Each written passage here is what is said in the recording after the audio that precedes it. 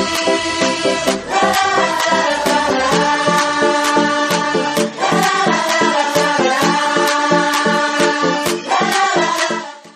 Back दोस्तों।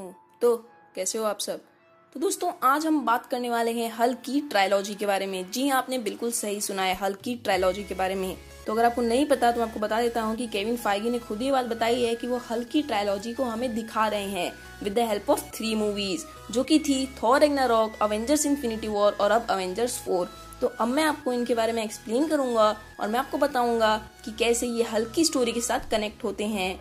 पर ये सब शुरू करने से पहले मैं आपको एक बात बता देना चाहता हूँ कि क्यों आखिर मार्वल को किसी और मूवी के सारे हल्क की स्टोरी दिखानी पड़ रही है। क्यों मार्वल खुद ही हल्क की सिंगल स्टोरी या फिर सोलो मूवी नहीं बना पा रहा है। तो उसका कारण बहुत ही सिंपल सा है। उसका कारण ये है कि जो यूनिवर्सल है उसके पास है हल्क के डिस्ट्रीब्यूशन के राइट्स, और अगर मार्वल को हल्क की सोलो मूवी बनानी है तो उसे यूनिवर्सल के साथ काम करना पड़ेगा। और यूनिवर्सल जो है वो ऐसा नहीं चाहता, वो मार्वल के साथ काम करना नहीं चाहता।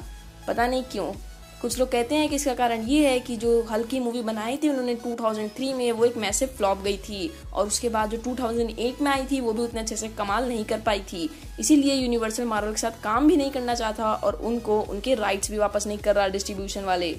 तो अब हम बात कर लेते हैं हल्क की ट्रायलॉजी के बारे में। तो हल्क की ट्रायलॉजी की स्टार्टिंग हुई थी अवेंजर्स एज ऑफ अल्ट्रॉन के लास्ट के सीन में, जहां हम देखते हैं कि जो हमारा हल्क है उसे ये बात पता चल चुकी है कि जो पृथ्वी पे लोग हैं वो उसे पसंद नहीं करते हैं, और मतलब अगर वो अपने मैसिव रूप में आ जाता है तो लोगों को उससे बहुत ज्यादा खतरा है। तो जैसे ही हल्क को ये बात समझ आती है वो प्लेनेट छोड़ के कहीं और चला जाता है, और वो होता है क्विंजेट वाला सीन जहाँ पे वो उसके बाद सकार जाता है। और आगे की कहानी हमें थॉर रैग्नारोक में देखने को मिलती है, जहाँ पे हमें पता चलता है कि जो हमारा हल्क था वो बहुत दिनों से हल्क ही बना हुआ था, और इसी के कारण उसने जो अपनी हल्क की पर्सनैलिटी थी उसे और भी डेवलप कर लिया था। मतलब कि जैसे पहले हल्क ब्रूस बैनर का पार्ट था अब वैसा नहीं रहा था, और अब हल्क की अपनी पर्सनैलिटी भी डेवलप हो चुकी थी। वो खुद से कुछ शब्द बोल पा रहा था, और ऐसा इसलिए था क्योंकि हल्क उस वक्त तक 2-3 साल का हो गया था, और बिल्कुल ठीक 2-3 साल के बच्चे जैसे वो जिद कर रहा था और बातें कर पा रहा था। Yeah, same.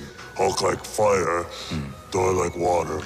Oh, kind of both like fire. But Hulk like raging fire, Thor like smoldering fire. तो थॉर रैग्नारोक की हल्क की स्टोरी से हमें यही पता चलता है कि जो हल्क की अपनी पर्सनालिटी है वो भी अब डेवलप हो चुकी है। और अगर हम बात करें एवेंजर्स इन्फिनिटी वॉर की तो उसमें भी हमें काफी अच्छा चीज देखने को मिली हल्क के बारे में, वो था ब्रूस बैनर। तो जैसे कि हमें थॉर रैग्नारोक में हल्क के बारे में जानने को मिला, वैसे ही हमें एवेंजर्स इन्फिनिटी वॉर में ब्रूस बैनर के बारे में जानने को मिला। और अगर हम बात माने डायरेक्टर्स की जो कि थे रूसो ब्रदर्स, तो उनका कहना ये है कि जैसे कि थॉर रैग्नारोक में हल्क ब्रूस बैनर नहीं बनना चाहता था, वैसे ही वो एवेंजर्स इन्फिनिटी वॉर में हल्क ही नहीं बनना चाहता था। पर जो हुआ अच्छा हुआ, क्योंकि उसके बाद अब ब्रूस बैनर को उस मूवी में अपनी अहमियत समझ आई। वो उतनी खतरनाक आर्मी से अकेले लड़ा बिना हल्क के, with the help of Hulk buster. Order के भी एक मेंबर को मार दिया जो कि बहुत ज्यादा पावरफुल था। और फिर हमें उस मूवी में पता चला कि ब्रूस बैनर भी कितना ज्यादा इम्पोर्टेंट फेज है, और उसने उनकी आर्मी को बहुत ज्यादा डैमेज पहुंचाया बिना हल्क बने उसने ब्लैक। तो अगर हम इन दोनों स्टोरीज को कंबाइन करते हैं तो हमें ये बात पता चलती है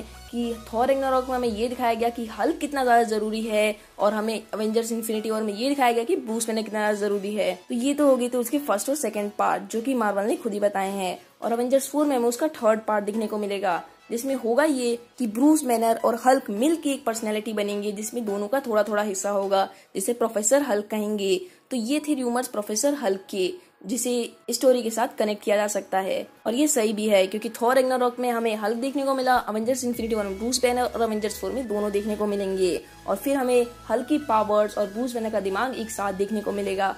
वैसे अब तक हमने एमसीयू में हल्क को कहीं दिमाग लगाते तो नहीं देखा था, और अब जब वो ब्रूस बैनर के साथ मिल जाएगा तो वो दिमाग से काम लेगा, और उसकी अटैकिंग स्ट्रेटेजीज भी चेंज हो जाएंगी। जैसे पहले वो बिना कुछ सोचे समझे सरथा जैसे खतरनाक विलन पे कूद पड़ा था, अब शायद हमें कुछ वैसा देखने को ना मिले, क्योंकि अब तो उसके साथ ब्रूस बैनर का दिमाग भी है। तो अब ये चीज अच्छी साबित होती है या खराब, ये तो हमें अवेंजर्स 4 देखने के बाद ही पता चलेगा। तो बस दोस्तों आज के बस इतना ही। अगर आपको वीडियो अच्छी लगी तो वीडियो को लाइक कर दे और हमारे चैनल को भी सब्सक्राइब कर दे।